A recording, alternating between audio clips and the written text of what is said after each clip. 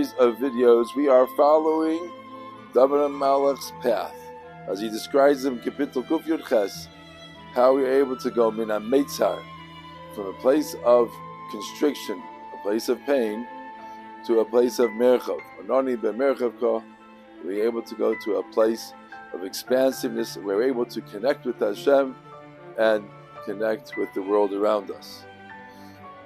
David Malach describes a 4-step process at the conclusion of this kapitel, going from Oidcho ki anisani, so we can finally achieve a madrega of nagila and nismach haboy, of dealing with the challenges that life presents us. Again, starting with Pizchuli, davening to Hashem, asking for help to opening the gate. And we've been able to already recognize things that Hashem has done in the past, or we've been able to recognize other things that we have in our lives that we're grateful for. We can now reach the second level and to say, Evan Masu Aboinim. You remember those things that happened where Hashem saved us? We were able to grow from them, trying to identify where they helped us do things that we wouldn't have been able to do before. Because there is no challenge that Hashem gives us that doesn't allow us to grow. This reminds me, when I was young, my parents were divorced, and shortly thereafter, and a couple of years after, my grandfather, who I became very close to, passed away, and I was very angry. And I was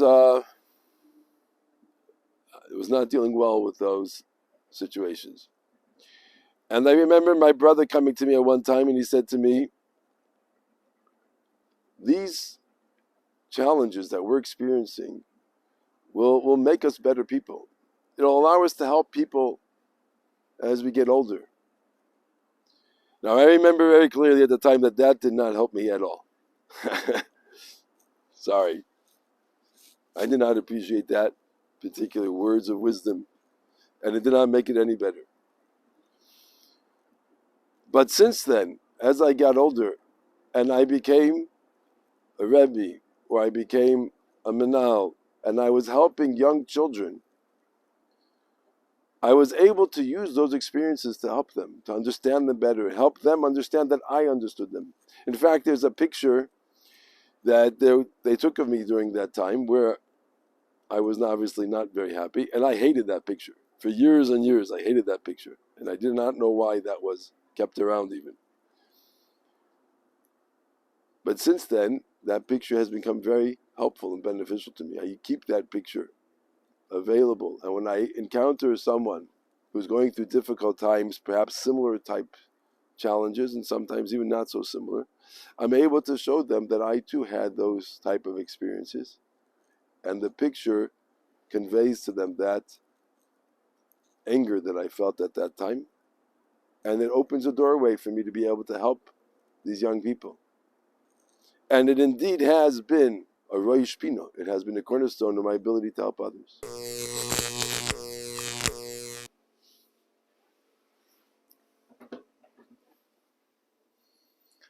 I apologize for the dramatic entrance, but I want to share with you an insight into this level that is not necessary to appreciate this particular madrega, but will be helpful for us to be able to appreciate the higher levels, particularly when we try and get to Nagila and Nismach Haboy.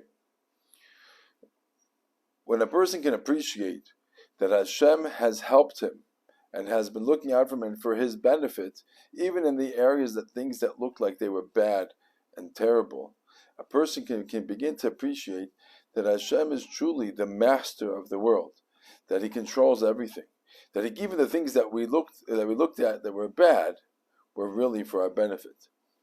It is similar to the word that they say about Yisro.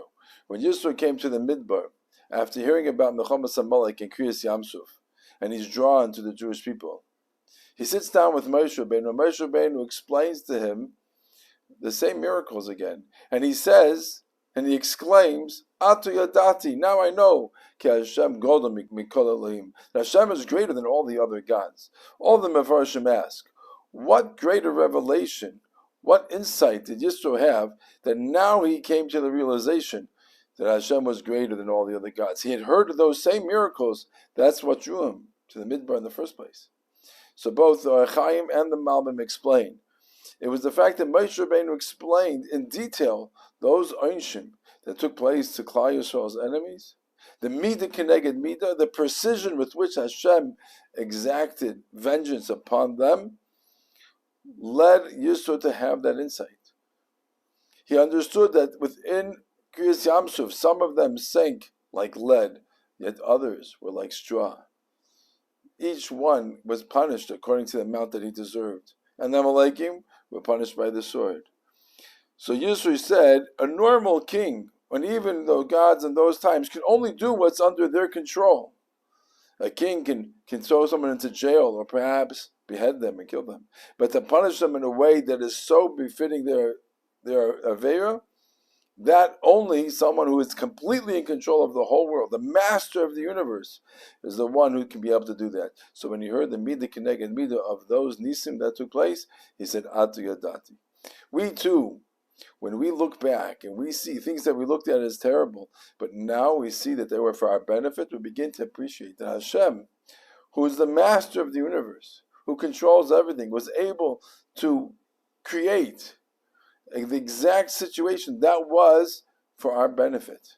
We begin to see that Hashem is truly the master of the world and yet cares about me, little old me.